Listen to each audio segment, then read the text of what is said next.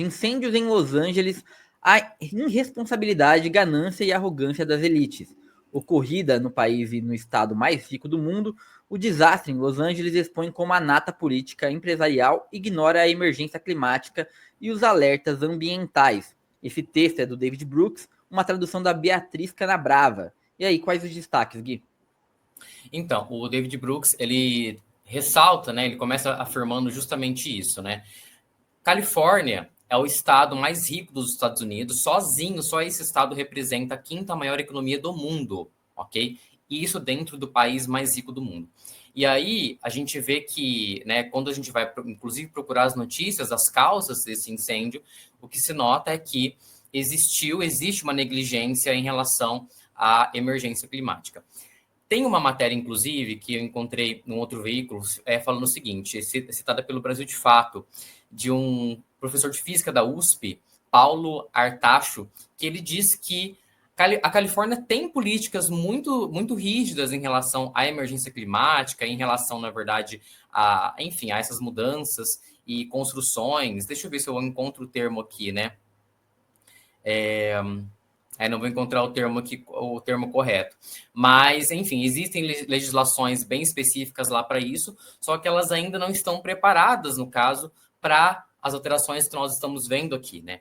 Então, é isso que aponta. E o David Brooks, voltando no texto que nós publicamos, ele aponta o seguinte, que as moradias lá, né, elas foram construídas em locais inadequados, né?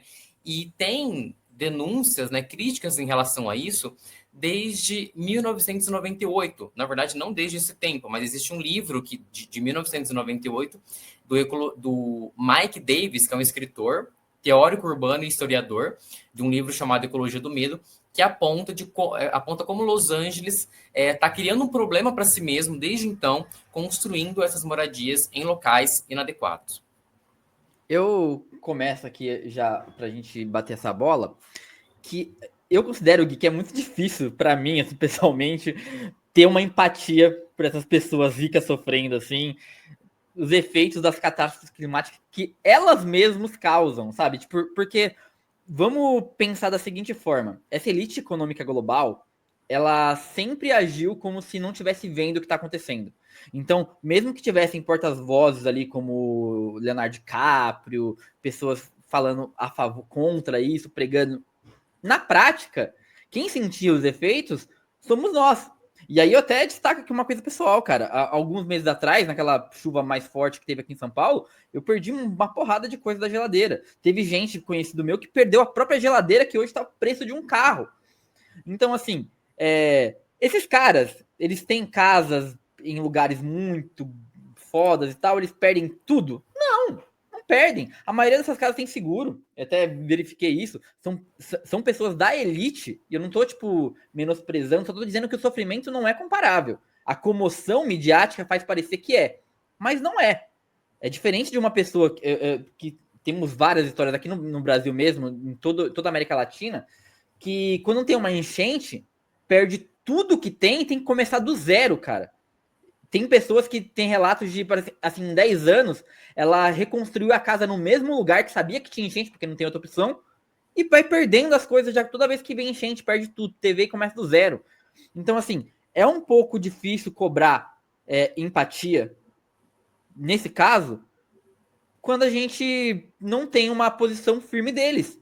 Será que agora eles vão acordar? Eu acho que talvez agora haja uma comoção por parte de quem tem o poder financeiro para evitar esse tipo de coisa. Porque até então, né, a Terra é quadrada e não existe mudança climática. É meio que sobre isso que eu trago aqui reflexão. Porque eu sei que tem muita gente que fala, esse bando de rico aí perdendo tudo. Não perdeu tudo, gente, na verdade. É uma construção midiática mesmo, na minha opinião, Gui. Sim, o David Brooks ele aponta isso, né? Ele diz que até a cobertura midiática que se dá pelo fato de serem pessoas famosas faz imaginar que Los Angeles inteira está sendo queimada, quando na verdade não. É uma área muito grande, são 160 quilômetros quadrados, mas não é tudo. Mas a cobertura midiática justamente dá uma atenção redobrada por serem quem são essas pessoas. Agora, realmente, assim, o que a gente tanto na elite política, na elite empresarial, né, e também em boa parte dessas pessoas que são muito conhecidas e muito ricas, existe uma negação. E aí talvez haja argumento de que, nossa, né, sempre houve incêndio, não é a primeira vez. Uhum. De fato, né, Los Angeles, né, inclusive nas matérias que eu andei lendo, inclusive nós vamos publicar um outro texto sobre esses incêndios, talvez hoje. A questão é um local propício para esses incêndios. De fato, as condições ali, né, de seca, enfim, né, os ventos, né, existe um fenômeno ali, fenômeno com ventos muito fortes que ajudam a espalhar esse fogo. Então, isso é esperado. Só que a intensidade com que isso tem acontecendo e a frequência é que provam, né, evidenciam que o que está acontecendo é um efeito da emergência climática que a ciência vem alertando aí há muito tempo.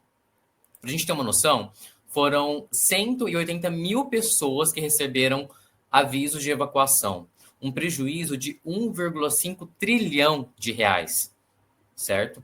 E 25 mortos. 25 mortos, pelo menos até as matérias que eu encontrei, e 12 mil estruturas danificadas. Então, assim, por mais que haja, né, que seja um local propício para esse tipo de evento, essa proporção não é normal. A gente não pode acreditar que isso é normal. Ah, não, é só dessa vez que aconteceu algo fora da linha. A mesma coisa no Rio Grande do Sul. Eu não conheço muito bem a questão ali, né, das condições, né, se já era um local propício para as enchentes, mas o que foi visto no ano passado é completamente fora do comum.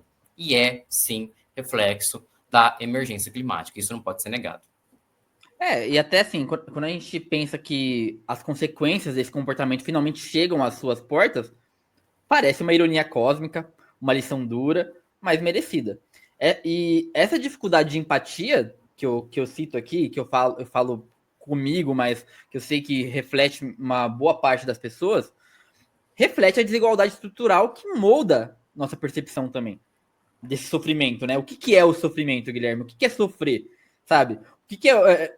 Tem um dado que eu li outro dia muito, muito interessante numa reportagem do Infomoney, e dizia que pessoas milionárias e bilionárias se suicidam 4 vezes mais do que qualquer outro tipo classe. Por quê?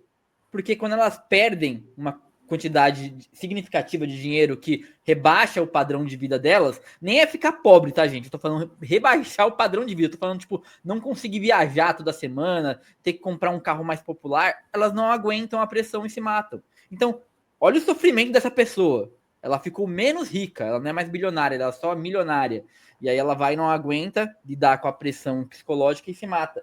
Então, qual é a percepção de sofrimento que a gente tá falando, sabe? Tipo, e aí vai muita culpa da mídia, como o Guilherme falou. Tipo, você superfaturar dimensionar essa questão sobre o que está acontecendo em Los Angeles, como se fosse uma coisa, sem levar em conta também várias coisas, né, Gui? Por exemplo, que os Estados Unidos constrói basicamente suas casas com madeira, o que espalha o fogo assim muito mais rápido também. A construção civil deles é diferente da nossa.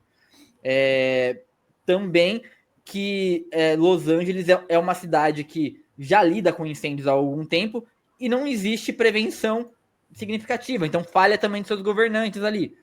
Tem várias coisas que a gente pode falar aqui que não que levaria mais tempo, então até por isso eu vou